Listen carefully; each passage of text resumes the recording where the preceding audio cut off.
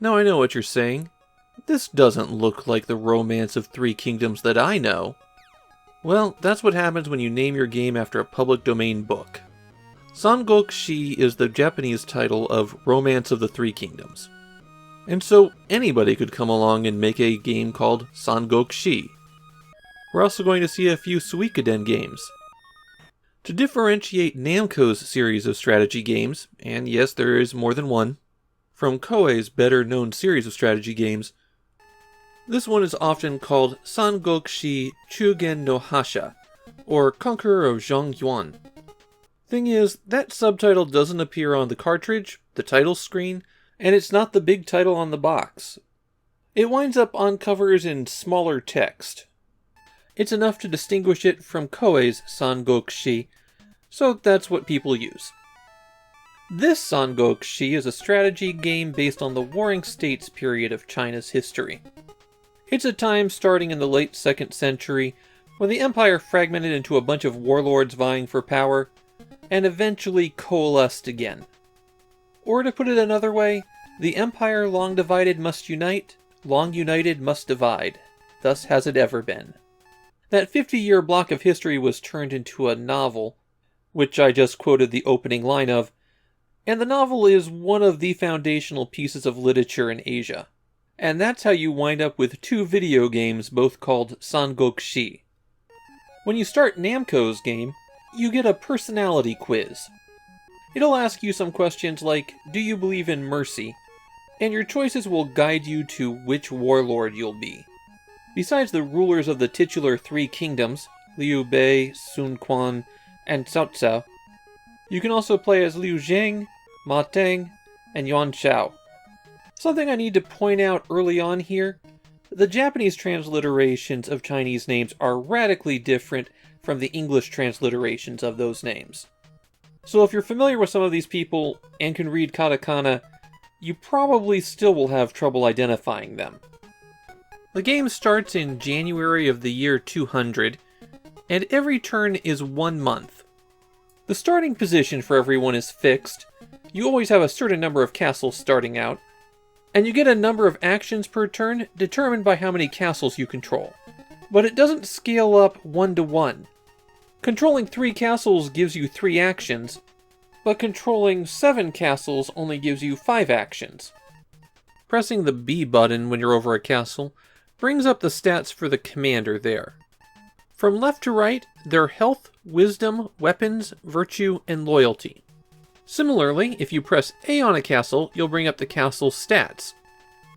And those are gold, farms, commerce, population, and stability.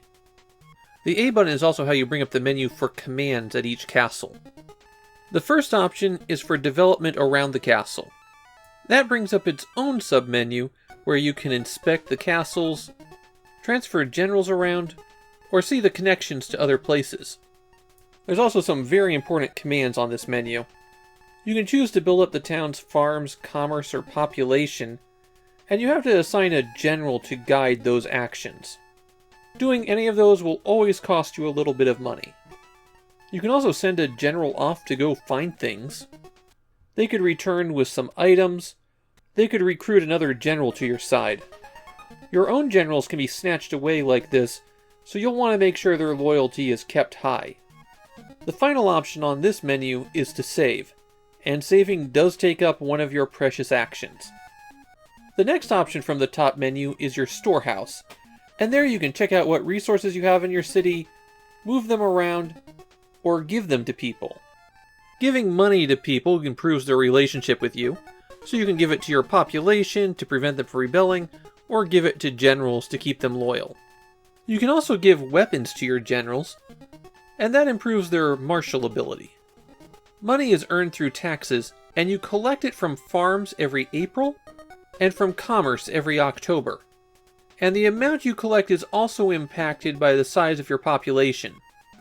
The third icon from your castle menu is for the military. There you can raise soldiers at the cost of 20 gold per 100, assign them to generals who can control up to 1,000 soldiers each, or send them off to die in your name. When you march to war, you have to choose which generals are going out, and somebody always has to be left behind to control the castle. It also costs money to make an attack. The final option from the castle menu are things that are distinct to that particular location. You might be able to buy weapons, study at a library, have a doctor look you over, or sell some of your loot. There's a lot going on at the castles, and I found the menus to be very poorly organized. I kept having to dig around through multiple sub-menus trying to remember which thing was where. When you head into battle, you initially set down where your troops are, and then you have 10 days to defeat all of the enemy. You get 10 movement points per day, and those carry over between days. Each type of terrain costs a different amount of movement points. While moving around, you can choose special tactics to engage in. What's available to you depends on your commander's wisdom. Each of these has the potential to kill off a large number of enemy troops, but they're all terrain dependent. Somebody has to be in the right position relative to you, and standing on the correct type of tile for you to use the ability. When you're next to an enemy unit, you can choose to attack it, and you have to select what direction you want to attack in. It's a really sloppy bit of interface design. You don't control the troops directly on the battlefield. Instead, you give a set of tactics to each type of unit. Then hit the B button and watch the battle unfold. You aren't necessarily on the left-hand side of the screen either. When you defeat the enemy commander, the day is yours. You can see the strength of each unit at the bottom of the screen, though terrain plays a large part in how effective they are. Units fighting in castles are much stronger than the numbers make them appear. The only way to lose the game is to lose your own commander in battle. So if you sent the character you chose at the start into the fight and they lose, it's game over. I found Namco's Son Goku Shi to be a really rough game. Everything is dragged out here. It takes a long time to do all of your actions, and there's 12 turns per year. The strange thing is, Namco got this right before. Their Dokugan-Ryu Masamune was actually a decent strategy game. For Son Goku Shi, it feels like they piled on the details. And they did it without really any consideration of how everything would fit together. In Japan, this game is pretty well regarded. But I think this is a case of you had to be there.